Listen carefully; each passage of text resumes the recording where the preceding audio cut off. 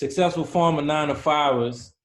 We got another episode. Super excited about this episode. Got two good friends of mine.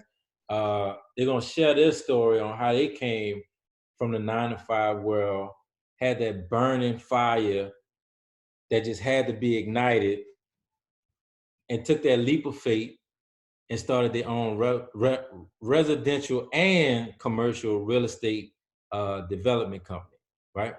So without further ado, good friends, John and Leroy, how y'all doing? Good, man. Good. Thank you for having us. First of all, thank y'all for y'all time and investing this time and sharing this with me and the listeners. So this is our first time interviewing partners, right? So we're gonna have to be a little strategic with it, but I know both of y'all have a phenomenal amount of value that people really need to hear. So I'm gonna bounce back and forth, but we're gonna start off with John. So first, we're gonna talk about exactly your role in the partnership, what y'all do overall from your perspective, and then we'll roll back into that last job that you had before you quit. So right now, what's your role in the company? What are your responsibilities, and what exactly does the company do from your perspective? Right. So 5812 Real Estate Development is, full service real estate. Full service real estate firm. Everything from commercial, residential, short-term rentals, long-term rentals. We even breaking into a new realm that I'm very excited about, the hotel side. Okay. My duty, for the most part, is residential and commercial development. More so, I'm switching over to the commercial side. This is new to us, the commercial side. So commercial development is going to be my baby, and Leroy is going to be on the residential side of things. Okay. And what areas y'all servicing? New Orleans metro area. Okay. If the deal's good, I'll go. Right. Right. I mean, please, somebody send me on a trip. Anywhere that there's a good deal, I'm interested, as long as I can build a team that can, that can support me while I manage remotely. Gotcha. Gotcha. Leroy. Yes, sir. Roles and responsibilities, and how you view what the company does from on your side of things. Okay, so on my side of things, I'm more day-to-day operations. Okay. I'm actually, I'm out there in the field, managing jobs, finding new deals. And, I pretty much communicate with John everything that's going on.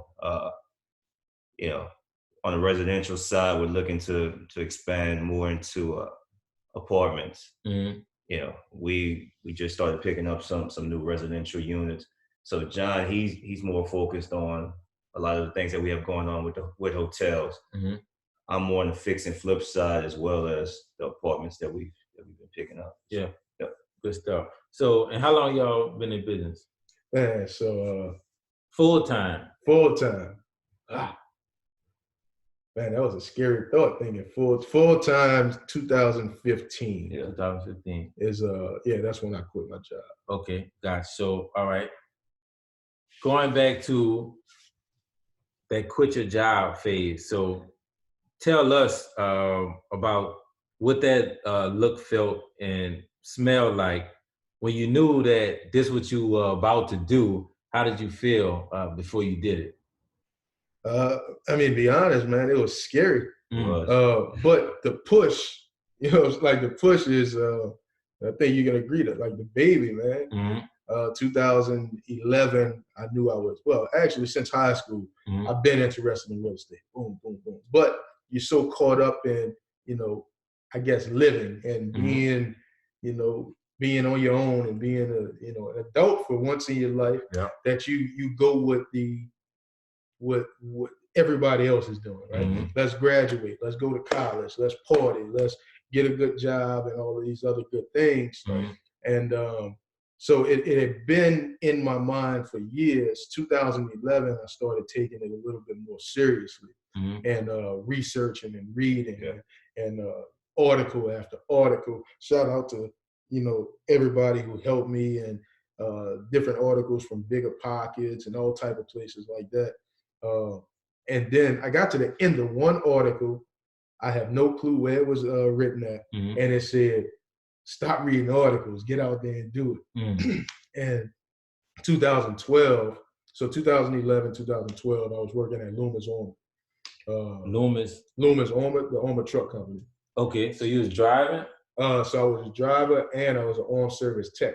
Okay. So basically what that is, I delivered and picked up money from financial institutions and grocery stores, stuff like that. But on the armed service tech side, I also service ATMs and refilled them. Okay, so I know that. Yeah. Okay. So 2012, my son was born. Okay. And I was like, man, I'm out here risking it all for somebody else's money. Like, literally, it's not the same as being a cop where I'm protecting and serving. Like, nobody's gonna mess with the police unless the police mess with them, right? But if I'm walking around with a bag, I mean, when you fill in an ATM machine, you got 160 grand in a bag, a little canvas bag, and all you got is a little pea shoot on the side of it. Right. So. And you was by yourself on the truck, or they keep y'all with backup? We had one. Most of the time, it's a driver and whoever's in the back with the money. On more, I guess, risky routes, you would have a third person, and they would just stand guard, watching your surroundings as you service the ATM machine. Okay. So you reading all these articles right now while you at Loomis. Correct. And then your son born. Born. Cool. So as soon as he's born, I'm like, man, something got to give. That's when Leroy and I, we were like, man, look, let's figure out this wholesaling game. We need capital. We don't have no money. Right. So we started our wholesaling thing. We started moving wholesales. I mean, it was really good back then. 2012. Yep. Everything was open. So we started moving the wholesale deals. At this time, after they started kicking up some more, and I was still getting increasingly more nervous out there, working that job. I switched jobs. I didn't just quit. Okay. I switched to something less risky and something that I was familiar with. I went to work in ballet. So why not, before we switch to Leroy, why not quit after you read the article? At this point, you had made money in real estate. Right. So you knew it was real. You still had your son. You still read the article. Yeah. Why still staying at 9 to 5 run? It wouldn't be smart to just jump ship, right? What you mean? So wholesaling, I mean, you might make $2 grand on this one, 10 grand, 20 grand. We made as much as 90 grand on a wholesale deal, right? Yeah.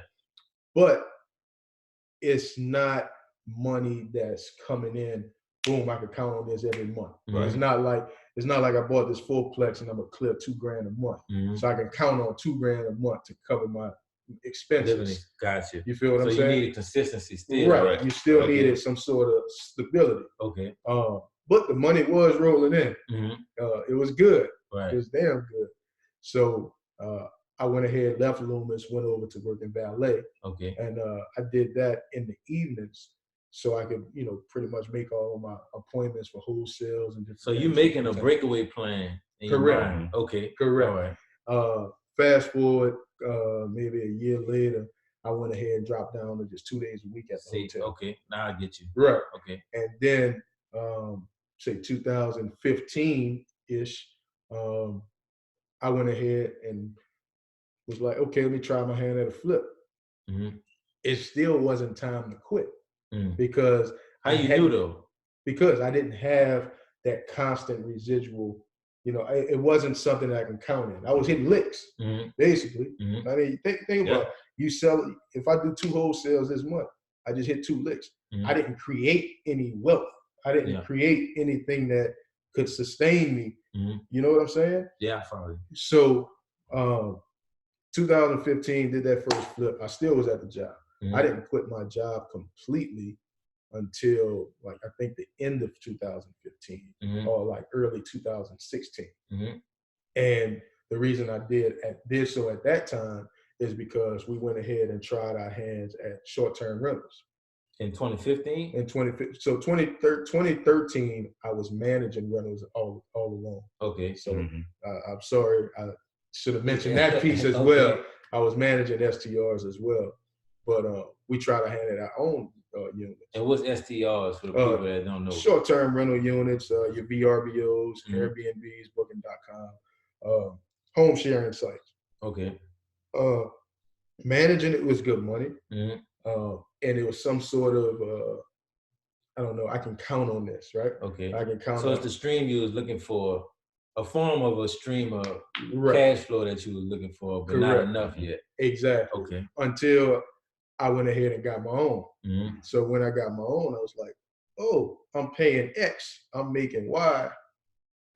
You know, I can, you know, this is good. Let me do it again. And then let me do it again. And then now I feel comfortable jumping around a little bit. So simultaneously, we still got the flip going. Okay. Once that first, first flip check hit, I was on top of the world. Right. Like I was feeling good. And confidence was up really high. Went ahead and secured 2 more flips. I was like, man, forget this job.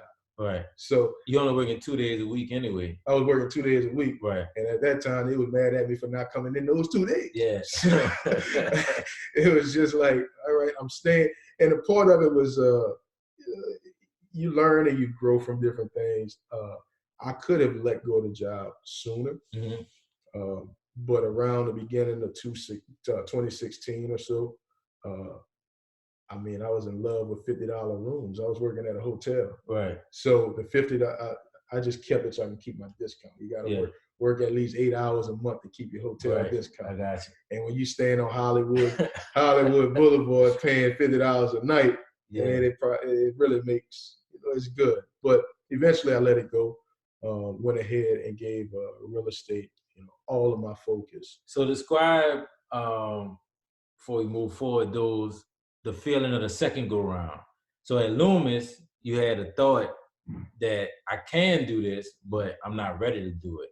So there was a scary thought. So now fast forward to Lowe's, what are the feelings now with these new resources and this new information and this new position that I'm about to quit now, but now how you feel? So clarify, I think I'll answer it the way that I interpret it. Okay, well, good. So I'm gonna ask it this way. So how did you feel this time before you quit Lowe's? Oh, I was good.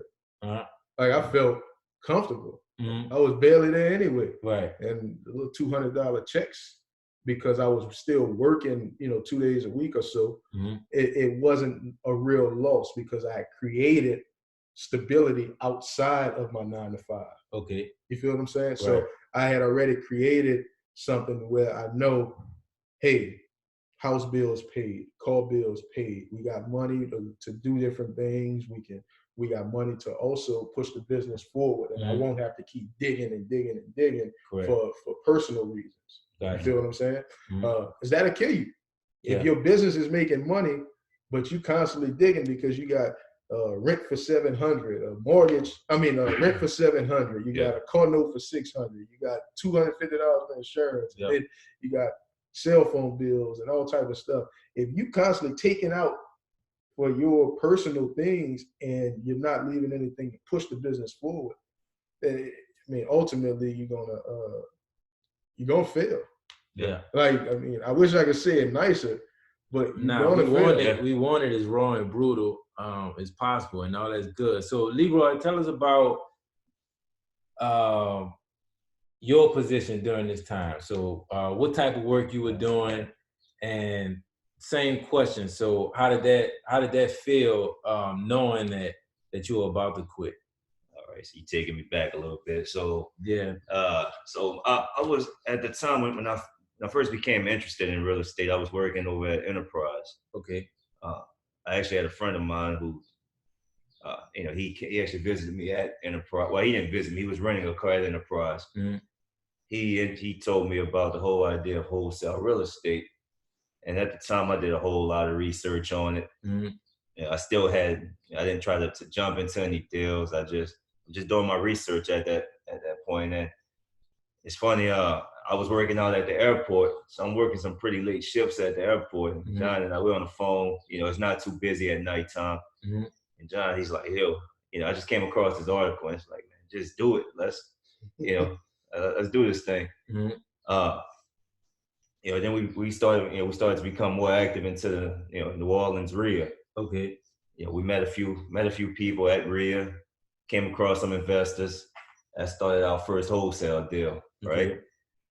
Okay. Let's fast forward a little bit.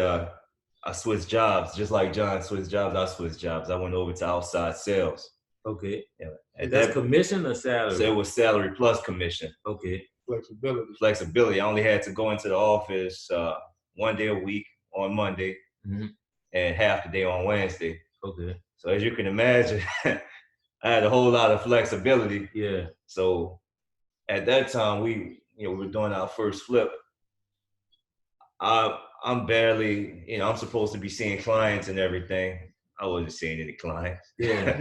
I might see one client a week. I'm so busy getting into this flip. So of course my sales numbers at that point in time, they were starting to tank. My sales manager, he's pulling me into the office. In what industry we So this was actually uniform sales. Okay. It was a company called UniFirst. Okay. So my manager's pulling me into the office, time after time, like, your sales numbers, man, what's going on?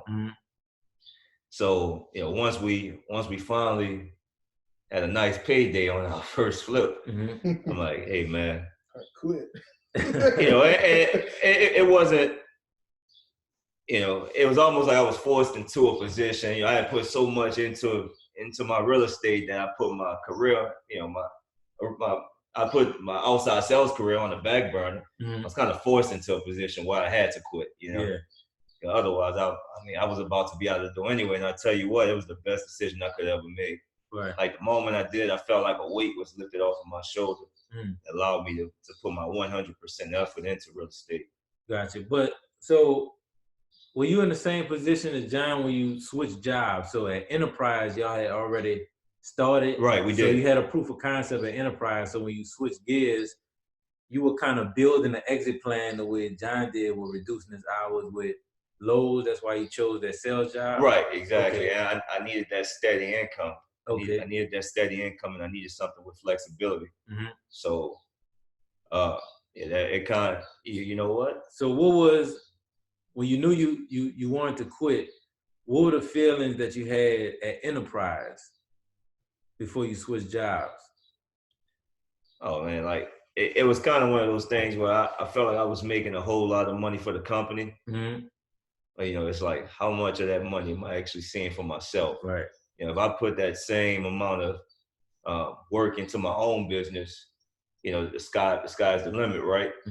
So, of course, I have pretty big aspirations to one day be in Forbes or something, right? I knew I could never do that work in a 9 to 5 at Enterprise. So, I knew at some point I had to switch over to being an entrepreneur. Right.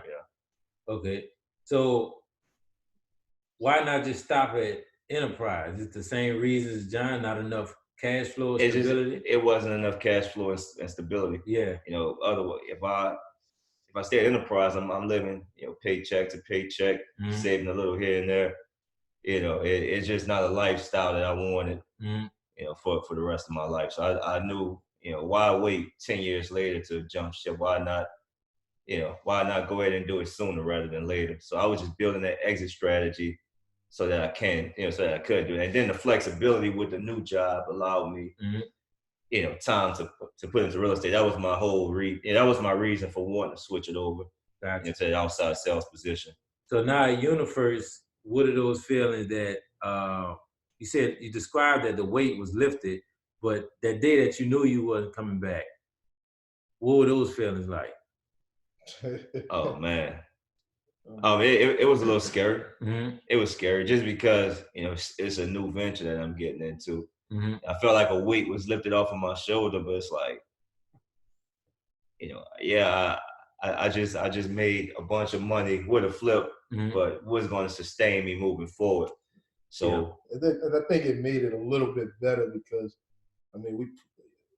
we got, a good bit of money in the bank, right? All we have to do is figure out how to add to it, how to keep it stacking instead of keep it dwindling. Right. You feel what I'm saying? And living off of it. Exactly. Yep. Right. And like we were ecstatic. We were young. Man, like, let me tell you. Look, I knew he was laughing at me. We went straight. We got that first flip check.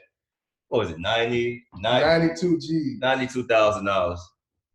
You know, we went to the bank. Instead of depositing that check, we went to the bank and cashed that check. Hey, and the best part, like we would keep in mind, we were young. We never had some money like this. So, and the lady said, "I don't have enough for this." That made me feel so good. Like that made me feel amazing. I'm like, you ain't got enough to cash this. Are we talking a bank or we talking? We talking about Western Union. No, we went to the bank. Walmart Pay. Bank. Okay. We went to Gulf Coast. Shout out to Gulf Coast. Okay. Went over there to Gulf Coast to cash that check. And he said, "Well, I don't think I have that much on hand. I have, X. I can give you a cashier's check for the rest." I was like, "All right, cool." So I took that cash. We took the cash, and we were being goofy, man. We go sit in the car, and I was like, "Leroy, snap me up." I'm taking, I'm taking pictures with the money on my hip. Yeah. And all of that. Just to drive 2 blocks down the road and go deposit in another But you account. had to see it. I had to see it to feel it, to know that it was real. Right.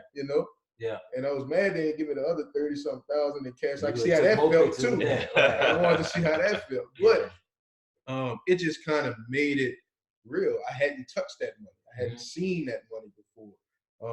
So I wanted to, to do it. Looking back, that was a crazy move. Yeah. But especially since all we did was take the cash out and drive 2 blocks, 3 blocks Right. down the road and deposit. But you needed it psychologically. Right. Like it felt good. And I was like, I need to keep this feeling coming. Right. I need to keep building on this. Right. These, $3,000, $5,000, $10,000 wholesale deals, that's cool. But these licks is what's going that's what's gonna make it. So tell me about the partnership, right? So it seemed like both of y'all had simultaneous thoughts of we both agree to quit, but we need something that's sustaining at the same time. So describe how you guys supported each other prior to quit. So who quit first of all? So I jumped ship first. Okay. And the reason why I jumped ship is because I had the outside. I was doing the STR management at the time. So I still had some type of income coming in. And then, of course, when we picked up our own STRs and our own flips, it just made it a little bit easier. Leroy actually jumped ship right after we closed the first flip. So after we sold that first flip, that's when he quit.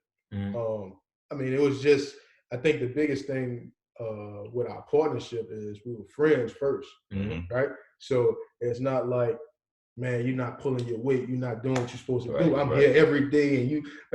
It wasn't one of those. It was a, man, do what you got to do to get straight. And I'll hold it down here. You hold it down whenever when you got to. So if y'all put a date on that, or that was just as long as it takes. Okay. We didn't. We knew it was coming. We knew it was going to be soon. It wasn't. I mean, I know Leroy. Leroy knows me, and we knew that the other person wasn't going to milk it for as long as they can. Dip in both pots and have one person doing all the work. You see. So it just. I mean, it just. I forgot what I was about to say.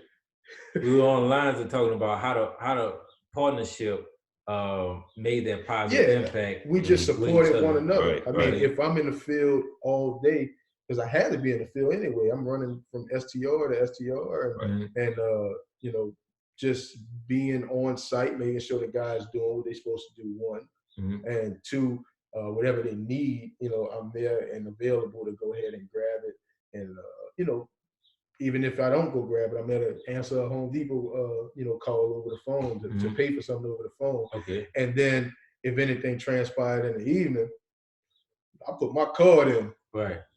That's you. You're gonna take it over. So I put my card in the clock, and it's your turn. Like, hey, we got a problem at such and such. Right.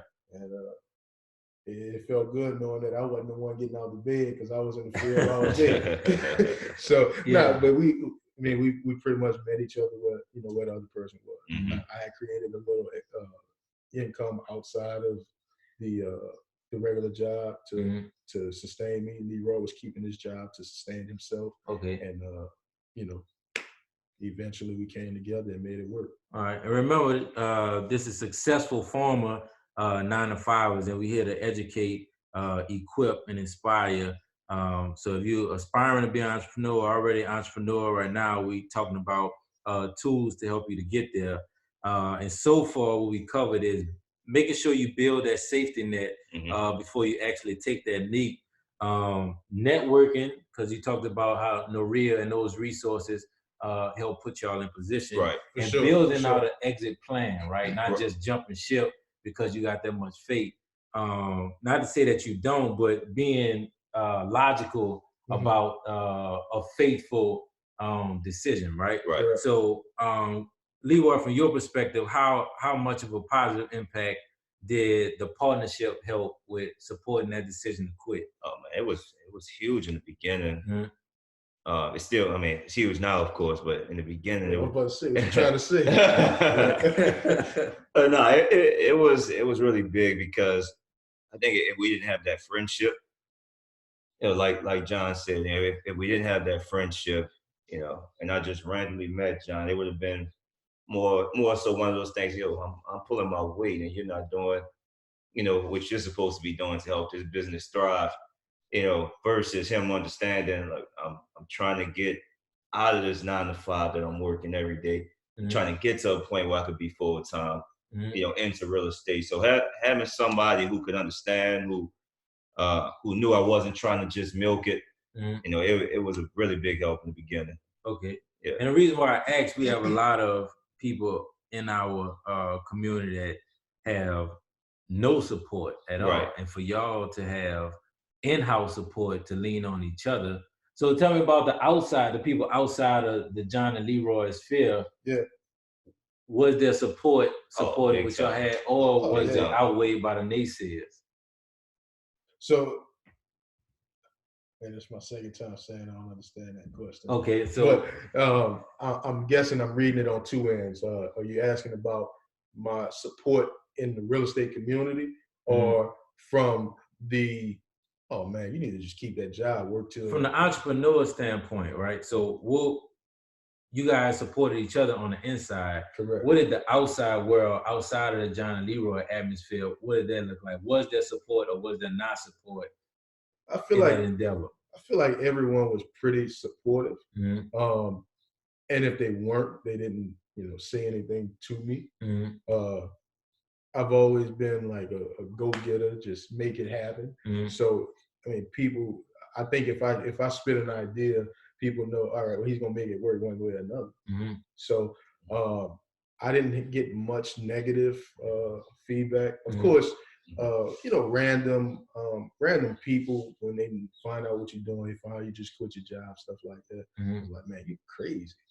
But as far as people close to me or people whose opinions really mattered to me, everyone was really supportive, you know, in my personal life and in the real estate community. You know, there's guys that were like super instrumental to, you know, our success.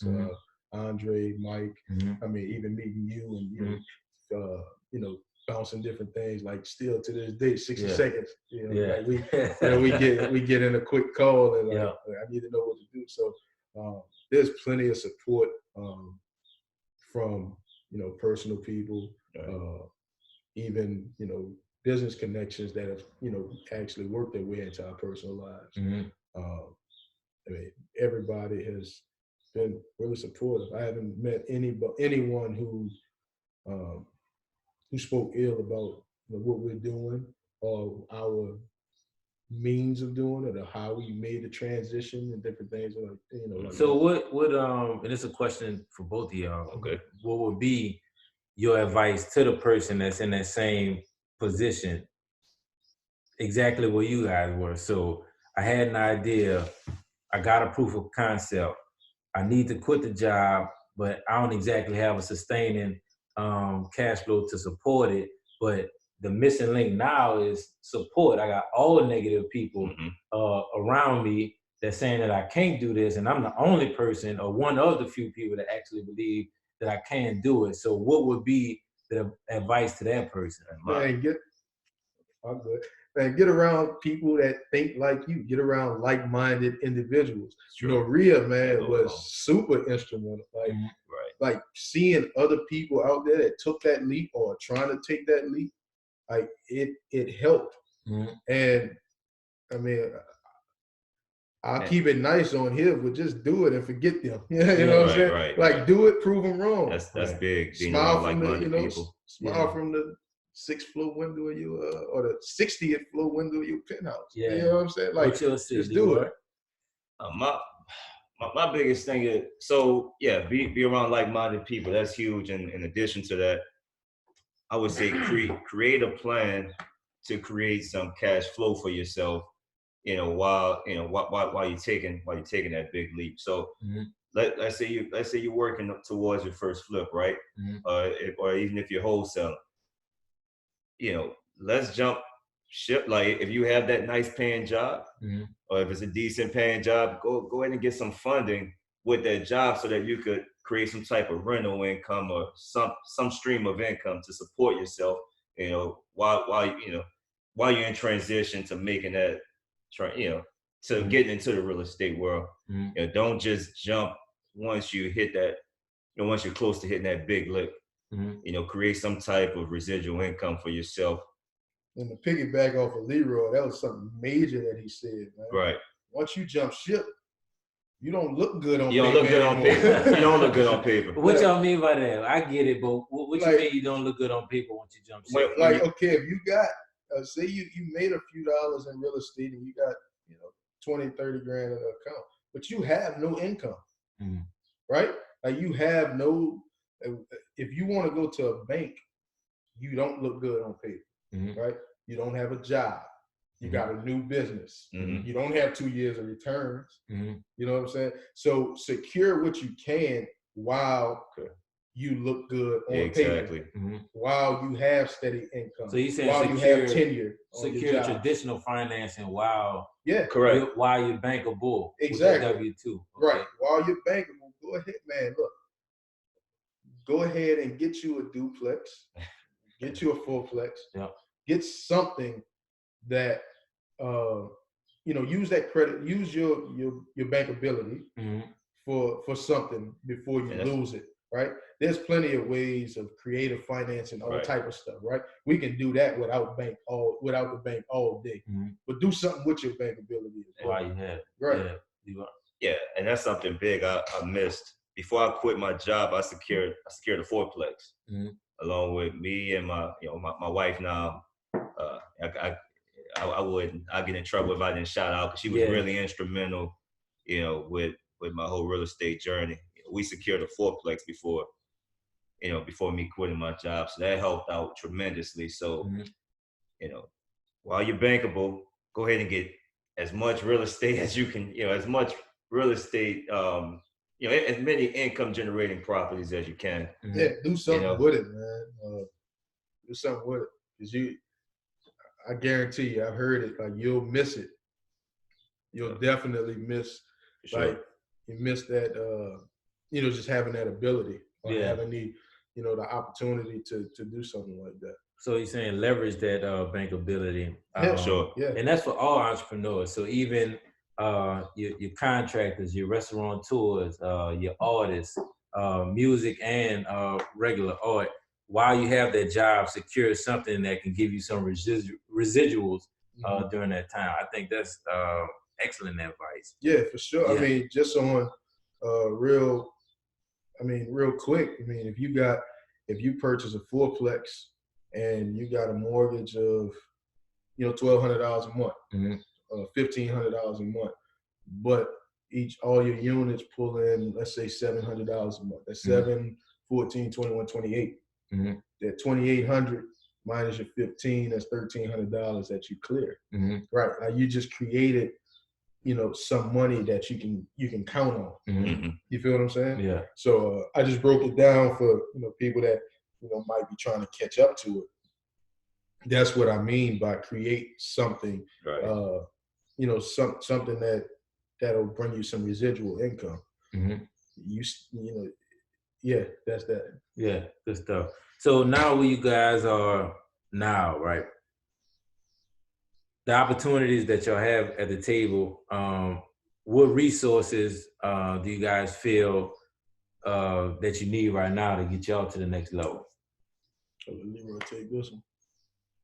Money's always good, but I'll let Leroy take it from here. Like John said, right now we're at a place where, you know, we have a lot of deals. We have a lot of deals, but like you said, money, you know, money, we don't have enough. You know, you get to a point where you have so many deals that, you know, financing, we always gonna need more financing. You know, so, you know, at this, you know, equity partners. And what is an equity partner for the people that may be interested in that? So when I say equity partner, it's just someone who gets, who pretty much buys into a particular deal, pretty much. Okay. You know, they get a percentage of ownership into that, you know, to that particular deal. Okay. Yeah. So I think that's one of the biggest. Yeah. So with an equity partner, you would actually buy in, like Leroy said, and you'd receive a percentage of ownership in the company or in that business, right?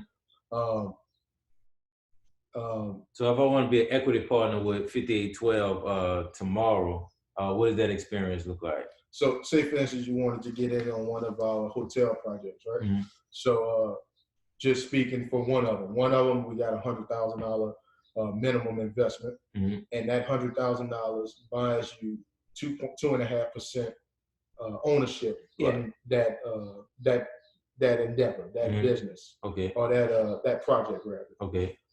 What that 2.5% does, this particular hotel, you would receive 2.5% of the net profit from the hotel, right?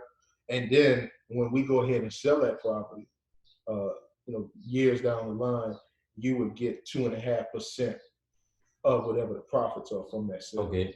So you would have real equity in, you know, in the project. Gotcha.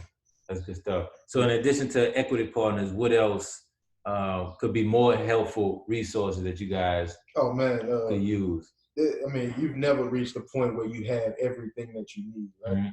Like I said, hotels are new to us. So, I mean, anybody who's experienced in hotels, I would love to be a sponge, you know, learn as much as I can, consultants, counselors, you know, whoever's out there. As Leroy mentioned, cash and equity partners, lenders, of course, you know, all of those things are good. And things that, you know, stuff that we can use right now. Even more so, like what I need, you know, for people that are listening is to use what you're hearing, right? A big piece, and this might be a little bit off, man, but a big thing that for me is when I meet with people or when I give them my time and I give them all this knowledge. I don't want anything. I don't want anything monetary, right? When I do those one-on-ones and things like that. But it disappoints me, or it actually makes me sad when I see people a year down the line who haven't done anything with it, or have, like, maybe it's one thing to not do anything with it, and it's another thing to be doing as much as you can and just haven't gotten a break in it yet. You feel what I'm saying? Right. So I think that's what I need more than anything else. I need people who are listening to use the knowledge that you're getting right now. You know, this is Emile. I mean, I'm proud of what he's doing right now. Thank you, bro. This is not for us. This is for y'all. Right. Like, you know, I want people to use what they're learning, use what they're hearing, and put it to work. Right. Like I mean, at one point, it got so bad for me, I just stopped meeting with people. I was like, man, the same person I met with last year is calling me, asking me the exact same thing that I sat down for an hour and a half and explained to them, and they haven't done anything with it. And what's mostly the main reason why people don't take your advice and take action? And I'm sure you get the same question too. For sure. So both of y'all can answer this question. What's normally there, and I'm gonna call it an excuse, not even a reason, because you two guys are resourceful and are resources. So if you gave me advice about anything, it's not an excuse. So what's normally, I mean, I don't have a reason not to produce. So what's the excuse, the most common excuse that you get from those people? I mean, honestly, I'll say most people want to wait until they say they want to wait until they get into a position to where they can have some type of financing, to make a deal happen. But I mean, truth be told, I mean, when we started, we didn't have any financing. You have to create opportunities for yourself. So rather than just jumping out there and just getting their feet wet, they want to just fall back until those financing options become available. Mm-hmm. I think big thing, man. Like financing is not everything. Mm. People listen. Like, and it's for every business, not just real estate. Right. Financing, not everything. Man, like financing is not everything. Like we made our first, tens of thousands of dollars with no money. Mm. You know what I'm saying? Right. I'm not about to do no wholesale plug or no get in, no money, no credit, none of that. But like you can really do this with no money, like nothing. Knowledge, like is king. Like that's the value. Like that's what you bring. I think the biggest excuse that I get, or I wouldn't necessarily call it excuse because sometimes I can understand it, but I mean a year's worth of this same excuse. I don't have the time. I'm trying to figure it out. What are you trying to figure out? I gave it to you. Right. I gave you the blueprint. I done sent you all my contacts, all my contracts. Right. I done gave you everything. Just do it. Right. Like, just do the work. Right. Like that's it. If you get out there and do it, it's not hard. Like real estate is not hard. Entrepreneurship, I mean, it can be hard, but what we're talking about right now is not. We're giving you, like, if someone sits there and gives you the blueprint, like we've done so many times before, like you have no excuse. Right. So it sounds like the blueprint that you guys created, don't wait, but make a plan, right? Right. Leverage your bankability, while you have it. Build an exit plan, an exit strategy. If you guys are on that 9 to 5, like just don't keep circling about waiting. Like build an exit strategy. Also build a safety net so that consistent cash flow, building out some type of cash flow system independent of their job, and strategic networking. Sounds like the blueprint that you guys pretty much mastered. And is that the same thing at every level? Y'all applying that same I would say so. Those same principles. Oh, definitely say so. Yeah. Definitely. Yeah. So how can people get in touch with y'all, equity partners, hotelier, counselors that want to see you guys scale up to the Bellagio or the Johnny Leroy Inn on the Vegas Strip? How can they get in touch with you? Hey, don't put no N in my name. Yeah. You guys can reach me, John Romant, phone?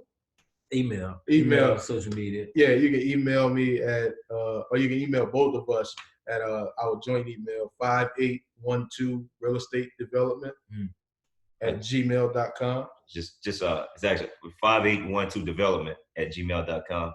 My bad. He's right. It is 5812 development at gmail.com. Social media handle is J_influence. And Leroy, go ahead. My social media handle is LTheard_3. Gotcha. And it'll be in the show notes. Also, if you drop in the comments, share this and subscribe. We'll also get you the contact information as well. So thank you, brothers. For sure. Thank you. All right, definitely, most definitely. All right. Do something. Go get it.